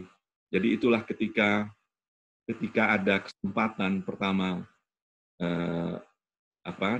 ada lowongan yang dibuka di BBC London itu, saya langsung mengajukan lamaran, ikuti serangkaian tes, dan alhamdulillah diterima. Dan itu yang membuat saya kemudian pertama kali pindah ke luar negeri. Sebelum itu saya waktu di Kompas saya sudah mendapatkan sejumlah penugasan juga ke luar negeri, tetapi tentu untuk waktu yang pendek-pendek, paling lama 2 minggu, 3 minggu, aku sudah itu kembali lagi. Jadi mulai Januari 95 itu kami pindah, saya masih pengantin baru waktu itu, sampai semua anak pertama lahir di London, kemudian yang kedua, yang ketiga lahir di sana. Jadi itulah yang mendorong saya untuk terus mencoba nama Indonesia di luar negeri ini. Jadi sesudah dari BBC, saya selesai kontrak di BBC, saya lihat ada lowongan di UNESCO, saya mencoba melamar ke sana, saya diterima di sana, dan terakhir mestinya saya ingin meneruskan pekerjaan saya di UNESCO sampai pensiun. Tadinya saya membayangkan saya akan pensiun sebagai karyawan UNESCO, tapi tadi itu karena ada tidak bisa bergabung bersama keluarga pada saat saya 3 tahun di Teheran itu, jadi saya akhirnya pindah ke lembaga yang sekarang ini dan tetap bekerja di bidang yang saya cukup pahami, yaitu bidang-bidang yang terkait dengan hubungan eksternal terkait dengan komunikasi dan informasi. Baik. Mari. Bang Gun. Nah, Bang Gun ini kan punya banyak teman di Jakarta. Dulu sangat vokal. Beliau ini sangat vokal dulu waktu mahasiswa. Ya, dan teman-temannya sekarang udah pada posisi menteri, pejabat-pejabat, ya, pemegang pendapu pemerintahan sekarang. Ada Pramono Anung, teman CS-nya dia, sekarang jadi menteri sekretaris kabinet. Kemudian ada teman yang sekelas, malah satu jurusan, ada Fajrul Rahman, ya, jadi jadi juru bicara presiden. Nah, gimana? Kapan terakhir temu dengan beliau itu? Apakah sempat ditawar ke Indonesia atau ada niat nggak mau balik ke Indonesia? Waduh, ini pertanyaan berat ini. Kapan saya terakhir itu memang bicara dengan beliau? Kapan terakhir? Oh, kalau bicara lewat WA cukup sering ya. Kita punya grup kecil namanya YTI, Yayasan Tunas Indonesia. Itu anggotanya adalah beberapa teman sesama alumni ITB angkatan 82, angkatan saya. Saya masuk di ITB tahun 1982. Grup itu sekitar 20 orang anggotanya. Itu memang teman-teman yang sama-sama bergiat di kegiatan kemahasiswaan waktu zaman-zaman kami di kampus itu. Salah satu anggotanya antara lain adalah Pak Pramono Anung, Sekretaris Kabinet, dan Pak Fajrul Rahman yang sekarang jadi jubir.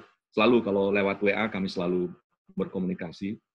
Kalau ketemu fisik terakhir itu tanggal 4 Agustus tahun lalu, tahun 2019, itu kan setiap tahun Pramono Anung selalu menyelenggarakan acara halal bihalal. Jadi 4 Agustus tahun lalu kebetulan saya sedang ada kesempatan untuk mudik ke Indonesia. Jadi saya pas ada di sana, ya disitulah kami berjumpa secara fisik dan ya ngobrol lah dari pagi jam 9:30 sampai jam 3 sore di rumah dinasnya Pak Pramono Anung. Kalau soal salah satu lagi yang jadi anggota di grup itu adalah Pak Irfan Setiaputra di Rut Garuda yang tanggal 26 Januari kemarin dilantik jadi di Rut Garuda yang sekarang sedang mengalami masa-masa berat terkait dengan pandemi COVID-19 ini. Pak Irfan ini juga salah satu anggota dari kelompok kecil Yayasan Tunas Indonesia ini, dan setahun yang lalu dia bersama keluarganya, bersama cucunya datang ke Winas ini menyambangi kami, berkunjung ke kemari. Jadi itulah secara fisik kami masih terus ketemu. Tapi kalau untuk terjun secara langsung di politik, saya ini memang dari dulu sudah memilih untuk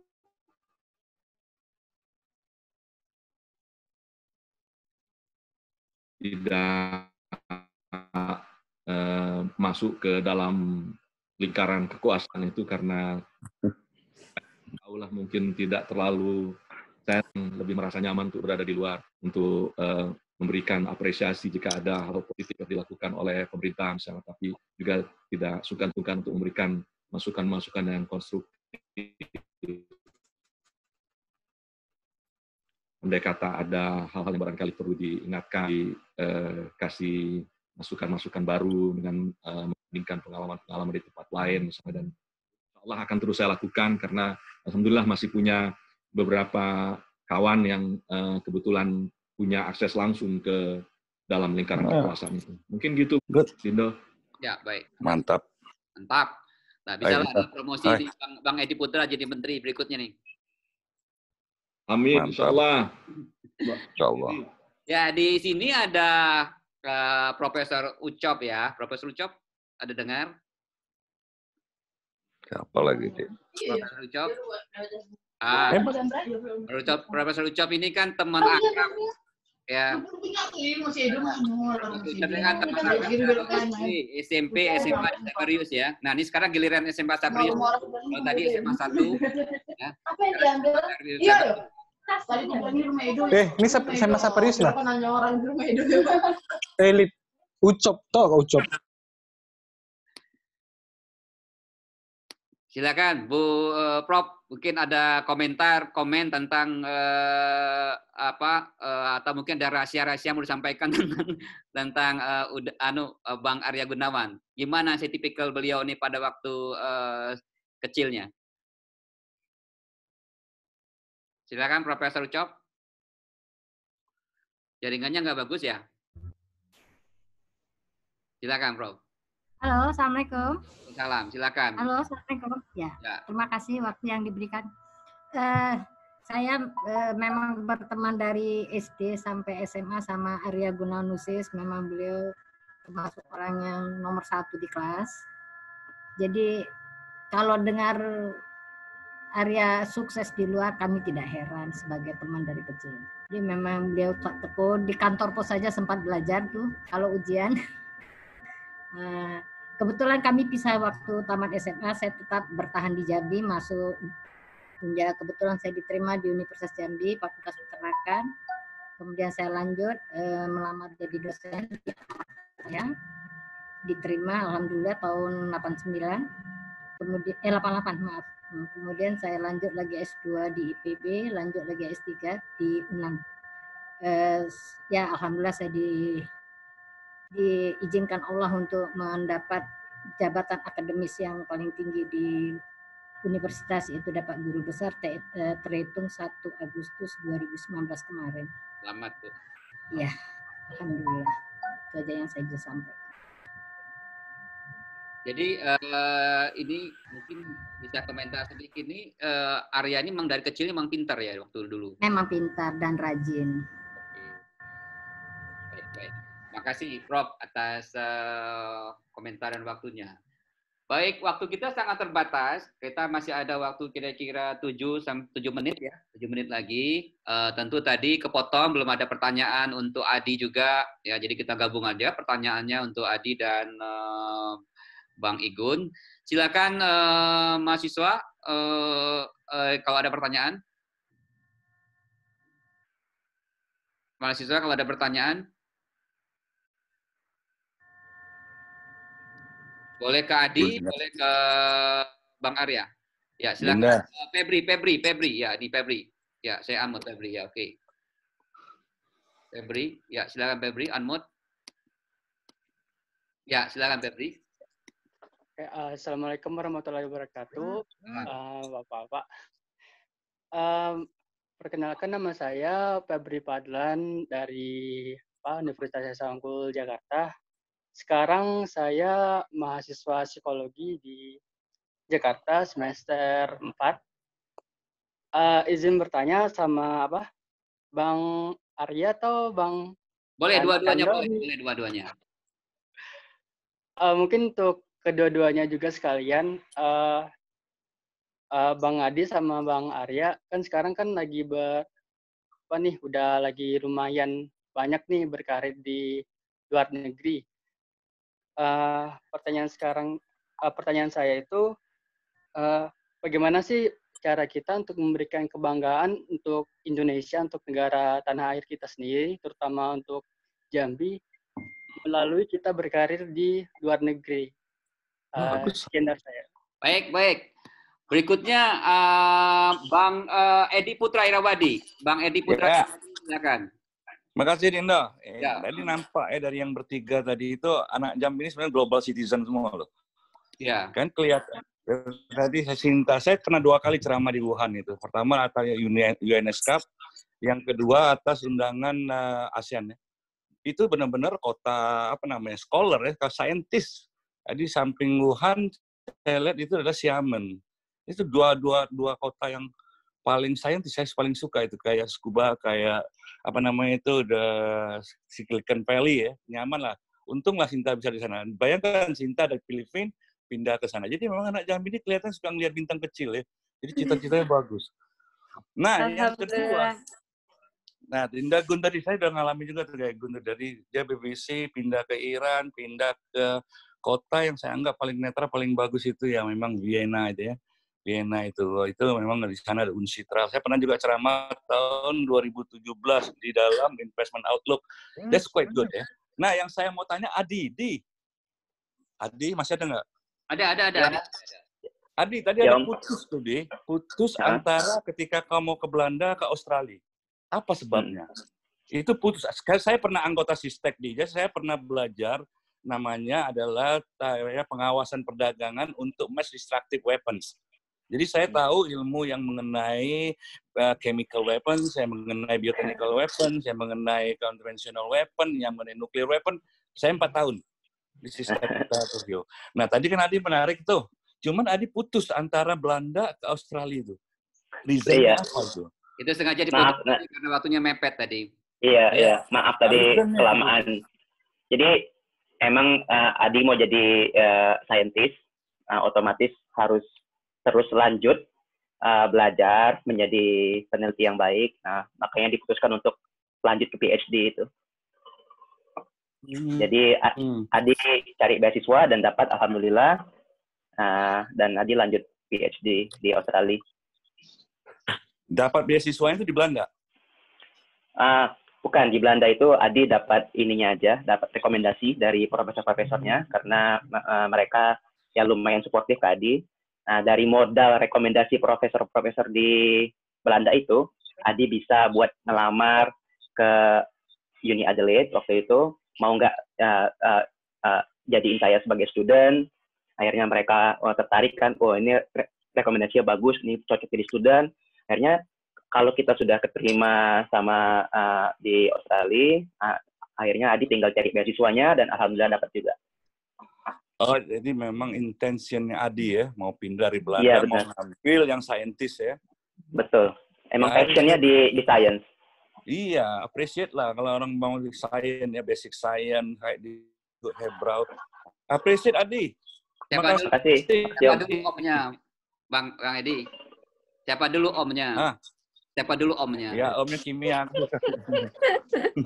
Oke, Omnya kimia. Pokoknya bagus Bang Arya bisa jawab pertanyaan Febri, Bang Arya. Tanya pertanyaan Febri, apa peran Bang Arya pada Jambi? Pertama-tama ke Bang Edi dulu. Terima kasih banyak Bang Edi. Kami tunggulah di Wina, insya Allah ya. Datanglah berkunjung kemari. Selama kami di sini, insya Allah. Siap. 2017 dulu. Oke. Memang Wina ini bukan salah satu. Wina ini sebagai informasi sudah 10 kali berturut-turut berdasarkan survei satu lembaga keuangan, lembaga apa lupa saya itu. Itu merupakan kota terbaik di dunia untuk dihuni 10 tahun berturut-turut. Nomor 2 itu adalah Melbourne, tapi dulu pernah mereka saling bersaing, Melbourne dan Wina saling ganti-berganti, tapi sekarang 10 tahun ini Wina di Australia ini dianggap sebagai tempat yang terbaik untuk dihuni dengan berbagai alasannya lah, antara lain kesediaan fasilitas publik yang lengkap dan keamanan yang baik, kotanya kota internasional, ada kantor Perserikatan Bangsa-Bangsa juga di sini kan, kantor PBB itu ada pusatnya di New York, kemudian ada di Jenewa, ada 4 kota tempat PBB berkantor pusat, New York, Wina, Jenewa, dan Nairobi di Kenya. Jadi UN Sentral di sini ya. Ya, Bang Ed, kami tunggu ya. Kemudian oke. Ya, berkaitan dengan pertanyaan Ananda Febri tadi itu, banyak yang bisa kita lakukan sebetulnya, karena Indonesia ini kan relatif tidak begitu terkenal kalau kita bandingkan dengan misalnya Thailand gitu atau Vietnam gitu ya. Mereka lebih kenal negara-negara itu yang kadang-kadang membuat kita sebagai orang Indonesia itu agak sakit hati sedikit. Kalau kita sebut Indonesia, mereka taunya cuma Bali, sebatas Bali. Dan sudah banyak yang kita dengar tentang itu kan. Oh, kamu orang Indonesia ya. Jadi Indonesia itu bagian dari Bali ya. Nah, mana orang nih? Orang pernah belajar ilmu bumi nih pasti ini enggak. Dia udah tahu kalau Bali itu titik doang di dalam negara Indonesia ini. Jadi itulah yang memang kita ini masih membutuhkan banyak upaya lah sebenarnya, karena Thailand misalnya sudah lebih maju karena mereka kuliner mereka misalnya, mereka masuknya sangat agresif, mereka melakukan promosi. Hal-hal macam ini perlu kita lakukan lebih jauh lagi, lebih terencana dan melibatkan semua pihak gitu lewat kuliner, lewat biasanya kan titik masuk orang diplomasi yang bagus itu kan lewat kuliner, lewat budaya, kesenian, hal-hal yang kelihatan remeh-temeh tapi orang justru teringat di situ. Kalau Indonesia ini kan dikenalnya lebih kadang-kadang agak kurang sedap tuh di hati, tuh, agak nyesek gitu. Ingatnya mereka tsunami, negara yang dulu lalu kena tsunami besar. Nah, mereka baru ingat kalau ada yang gitu-gitu. Atau kalau ada hal yang agak terkait dengan kerusuhan-kerusuhan atau gitu-gitulah. Jadi memang sebagai warga Indonesia untuk mewakili, untuk sekedar memberikan perspektif yang mindset yang benar saja ke mereka itu sulit. Kita harus sabar sedikit kan kita jelaskan, gini loh Indonesia itu adalah ini. Jadi kita harus terbiasa melakukan dalam tanda petik diplomasi yang simple ya. Jadi diplomasi itu tidak hanya dilakukan oleh kawan-kawan kita dari Kemenlu saja, tapi kita sebagai warga Indonesia yang ada di luar negeri harus membawa diri dengan baik, kita berlaku baik, ikut tata krama orang setempat, sebagaimana kita tahu pepatah lama kita itu kan, di mana bumi dipijak, di sana langit dijunjung. Jadi kita harus selalu tahu itu dan kita harus punya pengetahuan yang lengkap tentang Indonesia. Jadi kita ketika ada orang mau berargu dengan kita, mau menjelek-jelekkan bangsa kita, kita punya semua amunisi itu untuk melakukan counter argumen kepada mereka. Baik. Memang harus kita siapkan dan cobalah kita ini mungkin anak adik-adik kita mahasiswa ini tekadkan untuk coba peruntungan di luar negeri, tapi syaratnya yaitu bahasa Inggris memang harus diperbaiki dan kita juga masih sangat kurang jumlah orang kita yang bekerja di lembaga-lembaga internasional. Saya waktu itu bekerja di UNESCO selama 14 tahun saya bekerja di UNESCO. Itu orang Indonesia yang kerja di UNESCO yang di Paris itu pada saat itu hanya sekitar 4-5 orang doang. Dari total sekitar 6.000 karyawan UNESCO waktu itu. Hanya UNESCO. Jadi di lembaga-lembaga internasional lain kita sangat underrepresented. Jadi kita tidak terwakili. Gitu. Padahal negara kita kan besar, 270 juta. Jadi lembaga-lembaga ini kok sangat sedikit. Gitu. Kadang-kadang bikin prihatin, mengundang rasa sedih dan keprihatinan. Sekaligus juga marah, kok begini sih. Nah, ternyata itu banyak orang kita yang sebenarnya mampu, tapi mungkin tidak terlalu berani untuk mencoba peruntungan ini. Tidak seperti anak kita tadi, kayak Sinta dan Adi yang memang dari kecil sudah bertekad, yuk kami mau di luar nih. Nah itu, tekad itu yang harus ditumbuhkan terus. Dan juga persatuan di antara orang-orang Indonesia di lembaga-lembaga internasional ini kadang-kadang agak kurang solid. Jadi agak kurang kompak, misalnya dibandingkan dengan India, Cina. Orang India dan Cina itu mereka sangat kompak dan solid. Jadi kalau ada orang dari negara yang mau masuk ke suatu negara internasional, itu mereka akan bertarung habis-habisan untuk membela dan memperjuangkan orang itu bisa masuk. Dan sudah masuk, pos yang ditempati oleh si orang dari negara, katakan India misalnya, itu begitu orang yang mendapati pos dari itu kemudian pensiun atau pindah ke tempat lain, pos yang kosong tuh hampir pasti tidak akan mereka kasih ke negara lain tuh. Mereka akan dengan segala cara lah mereka dengan berbagai langkah adalah biasalah political office politik itu adalah kan mereka akan keep itu untuk bangsa mereka sendiri termasuk Malaysia. Malaysia itu misalnya di IAEA itu lembaga International Atomic lupa saya ininya ya lembaga nuklirnya PBB itu ada beberapa posisi ditempati oleh orang Malaysia. Orang Malaysia ini pensiun, yang gantikan tuh orang Malaysia lagi gitu.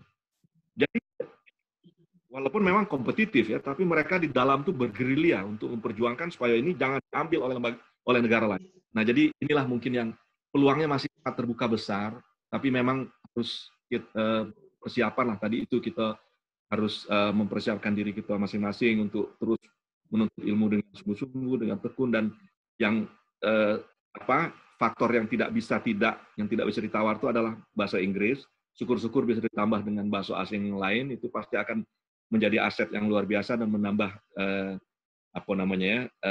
daya kompetitif kita kalau bertarung nanti untuk merebut posisi-posisi internasional itu. Peluangnya masih terbuka besar dan kita masih membutuhkan upaya yang berat untuk membawa nama Indonesia ini supaya berkibar di tingkat dunia.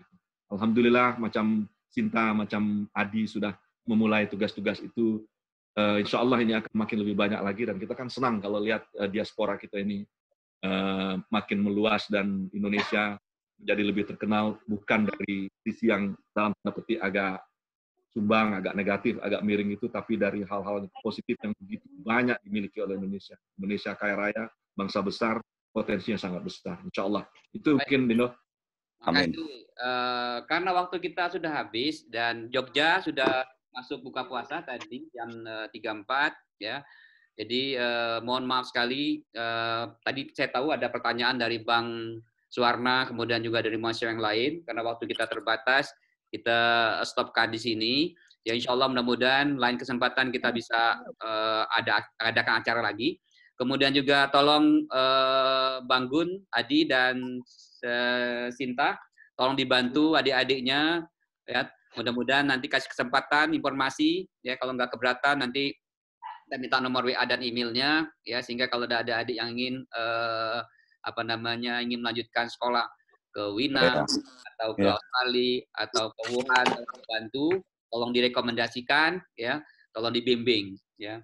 Sekali lagi saya mohon kalau ada kurang berkenan, tadi saya janji ya di depan akan memberikan 3 buku kepada mereka yang aktif di acara ini, ya. Bukunya saya akan kirimkan langsung ke alamatnya masing-masing. Saya lihat tadi buku ini pertama saya kasihkan ke Mukhtar, ya, tadi yang bertanya, ya. Kemudian yang kedua ada Febri. Ya, tadi bertanya ini buku saya kasihkan nanti saya kirimkan. Kemudian saya lihat yang sangat matanya tidak ini itu ada Dea ya dari tadi itu selalu aktif ya, videonya nggak dimatikan ya Dea. Jadi ada 3 orang yang akan mendapatkan buku ini.